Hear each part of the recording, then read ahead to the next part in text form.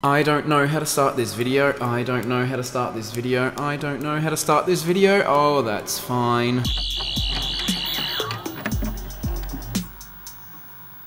So last night I realized it's been almost a year since I've done a ranking video, and those videos pop off usually. And I didn't really talk about Flux. I reviewed like the first few episodes and then just didn't. And so I'm here today to give you my thoughts on Flux in a fun, interactive way. Hooray! Damn, I am really tired. Should I be filming? Yes, I should be filming. Come on.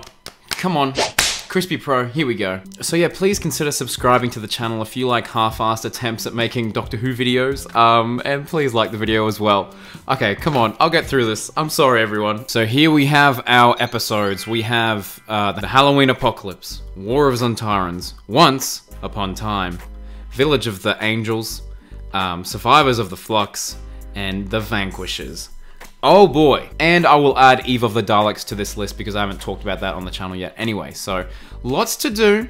Let's get into it. Oh, and play along at home. I will link this tier list in my description below so you can do it, and tweet at me your results at CrispyPro on Twitter. So the first three I have talked about on the channel, so I won't go too in depth with these ones. But the Halloween Apocalypse, it was a pretty good opener.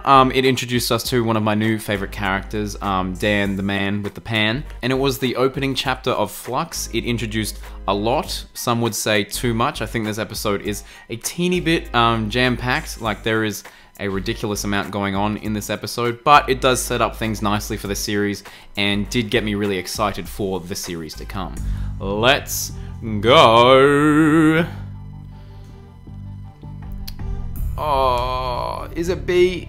I think it might, like, for me personally, like, it hasn't stuck with me that much. At the time, it would probably be an A when I watched it, but over time, it might be a B. It might be a B. We'll leave it there. We'll leave it there. Now, War of the Sontarans, not Zontarans. I always get told off in the comments for saying Zontarans. Sontarans. S and Z sound very similar to me. Okay, so War of the Zontarans. War of the Potato Heads. I really like this episode. I like this episode a lot. This was one of the first ones, kind of in the Chibnall era. Like, one of not that many in the Chibnall era that I was like, I need to rewatch this right away. Right away. So I did like back-to-back viewings of this, and I loved it. It felt very, very much like the Doctor Who that I grew up with, the Doctor Who that I loved. And they did some excellent things with the Sontarans. And I thought it was a cool story. I enjoyed the side cast they had as well. And everyone was just on their A game. It was a lot of fun. It was a lot of fun. So, you know what? You know what? Screw it. I might put it in S tier. I think this is one of Chibnall's best. I honestly do think that's one of Chibnall's best. It's so much fun, and it's cinematic as heck. This shot right here. Now, Once Upon Time. Didn't this feel like a Moffat story? It was timey-wimey and weird. I enjoyed what it set out to do because it follows each individual character, so it was kind of nice getting a little bit of time with each character, because the one thing that the Chibnall era kind of lacks for me and a lot of people is the character development. Like, we don't actually spend that much time with these characters, and you feel like there's wasted potential with a lot of these characters and a lot of the episodes. But with this one, we kind of got their own little side quests and weird little sci-fi ways. So that was a lot of fun. Is it the most straightforward story? No. Is it easy to follow along? Not necessarily, but I really enjoyed it. So it might honestly be on like the same level as Halloween Apocalypse for me. It's really quirky, it's pretty cool. But yeah, I'll chuck it in B. I'll chuck it in B for better than expected. Okie dokies, now getting into the three that I haven't talked about on this channel. What do we think? What do we think? Now, Village of the Angels. You naughty, naughty thing. This episode I had high expectations for because we hadn't really seen a angel story since The Angels Take Manhattan back in 2012. So it was about, what, 9 years, 10 years? Impressive. And the Weeping Angels are obviously like such an iconic Doctor Who monster. Like, they are probably the most iconic monster of the New Who era. Like, you know, you've got the Daleks, the Cybermen, and Weeping Angels. I don't think they're on par with those two iconic ones that will outlast time. But I mean, you know, they're pretty popular. So what did I think of the episode? Once again, I think it is Chibnall's best. It was scary, it was creepy, it was well done, and it had some twists and turns, and probably the best cliffhanger I've seen in the entire Chibnall era. That was unreal. That was so much fun, and my jaw was genuinely on the ground. And much like the Sontaran episode, this one I had to rewatch immediately.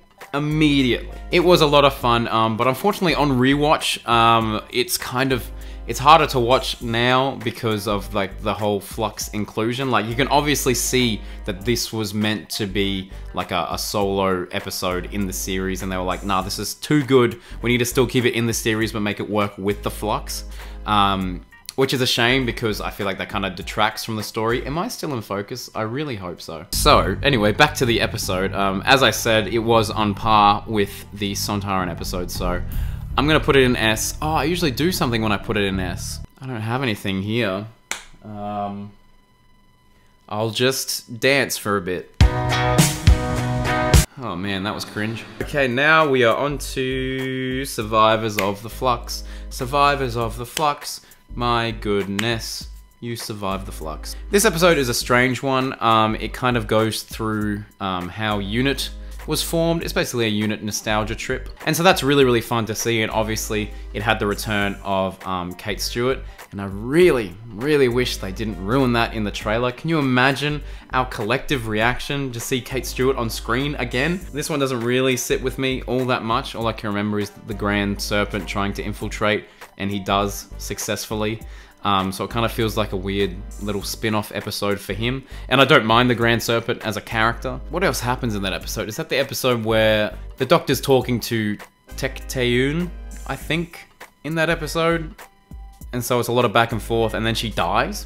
That shouldn't have happened. She was very interesting. And then I did enjoy the bit with Yaz, Dan, and Old Mate traveling. But it all kind of like, it amounts to, I don't know, it just feels like a weird side quest episode, like an optional one. Like you could probably go from the Angel episode to the Vanquishers and have no real issue there. I don't know, to me it's a little bit of a forgettable episode, and you know, it's only fun on the rewatch of the entire Flux. Like I wouldn't go back just for this episode, and I feel like a lot of people would agree with me there. So because of that, I will put it in C. Like it's not that bad. It's not that bad, it's passable, but it's just... Okay, now, the Vanquishers. This episode... I'm sorry guys, I genuinely did not enjoy this episode. One, because I had incredibly high hopes, because this entire series, like, I was with it. I was on board, I was loving it. And I was seriously excited to see what kind of questions we were going to get answered. Like, you know, we had Joe Martin's Doctor rock up in there for a bit. We're going to get any resolution on that, any resolution on the Timeless Child stuff. But they didn't really answer much. So yeah, this episode, it did not do it for me. It was cool. The idea of it, having 3 Jodies in the episode, is awesome. You know, I love a multi-Doctor thing. It kind of reminded me of the Almost people, where we get another Doctor. Like I asked on Twitter not that long ago, being like, oh, what are some of your unanswered questions from Flux? And a lot of people are like, well, is the universe still destroyed, or did the Doctor fix it? And in Eve of Daleks, they don't even really mention much of the Flux. So who knows? But yeah, it was just a lot going on. Like it was really hard to focus, which is a shame because I feel like the series up until that point was really, really fun. It was really, really fun, and I feel like I would have shown people Flux, being like, oh, you know, what Jodie episode should I watch? Be like, oh, watch Flux and see how you feel. And now I don't know if I would make that recommendation, unfortunately. They kind of fumbled the landing. They kind of fumbled the landing with this one. But I do need to rewatch it. I think I've only watched it twice. Still haven't wrapped my head around it fully. But yeah, just a lot of loose ends. But yeah, Belle and Vinda, I haven't really talked about them this entire thing, but I was so with their story, and I was kind of keen to see like how they were going to fit into it. But they ended up just being some people that were out there in the universe as well. And you're like, oh. So like they don't really connect to the bigger picture. They're not like staying on as companions. They were just kind of there for the Flux. And you're like, awesome. Great. So we teased the pregnancy. A lot of people thought that they might be like related to the Doctor because of, you know, how both of them like to adventure and stuff. But no, they were just two average Joes out there in the universe looking for love. But yeah, look, it's gonna have to go in the D column for didn't really vibe with it that much. Sorry, guys. So yeah, there's Flux on screen right now. That's what I thought. Nothing in the A column. That's annoying. Let me know what you think. Eve of the Daleks. That's what I'll put in the A column. Let's talk about that for 5 minutes. Loved it. What a cute story. That is an episode that I would recommend, and I do think it's honestly one of Chibnall's bests. It might be his best special. I thought the concept was unique, having a time loop, but the loop gets shorter each time. We've had so many like Groundhog Day, like spin-offs and rip-offs. And I thought that was a really cool and cute idea. A lot of people complained about how the Daleks couldn't aim. I mean, yeah, I noticed it, but that's Doctor Who. That's part of the charm of the show. And it finally confirmed Yaz's feelings for the Doctor, which is something they, you know, teased a little bit, and we weren't sure if they were actually gonna ever give any confirmation on that or leave it open-ended. But I am glad that Chris Chibnall has decided to go that route, and I'm excited to see if that relationship progresses further. And please don't kill Yaz Chibnall, or I swear. I swear. But yeah, I thought it was a really fun episode and a fun time, and it was an excellent start to my 2022. But anyway, hey, that's just my thoughts. What did you think of Flux? Please send me your ratings on Twitter, or just leave them in the comments below if you don't have Twitter, or you don't feel like posting it to Twitter. Twitter. Yeah, I'd love to know what you guys think of Flux. Did you love it? Did you hate it? Did you wanna incinerate it? Yeah, let me know in the comments below. Please like this video, please subscribe if you haven't already, and I'll see you very, very soon for another cool video. Oh boy, I'm gonna go to sleep. Alright, allons-y!